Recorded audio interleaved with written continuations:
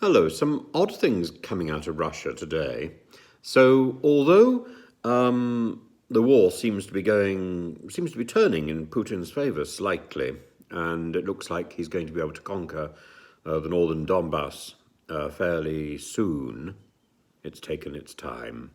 I think we're now into the fourth month, and the sort of military equipment which we are offering to Ukraine hasn't yet arrived, which of course is again shameful.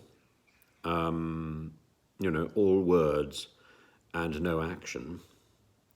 So we've got that on the one hand. We've also got Putin offering people who want, in the occupied territories, who want to claim Russian citizenship, a much quicker route to get that.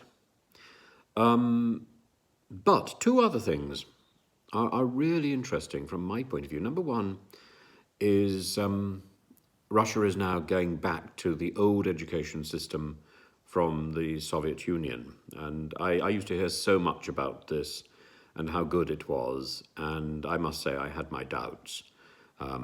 You've got to remember I used to work.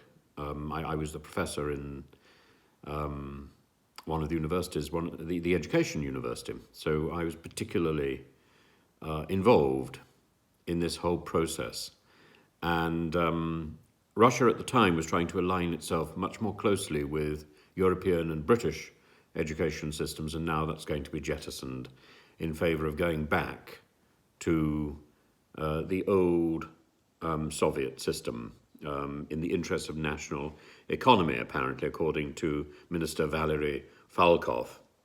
And a very curious thing, it turns out, apparently, that Alexei Navalny had received a note from the judge who sentenced him, who increased his sentence a while back.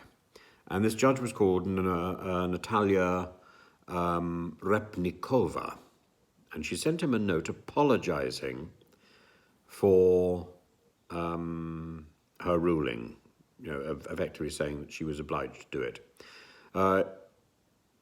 I'm afraid since that she died of COVID in September, so there's very little way of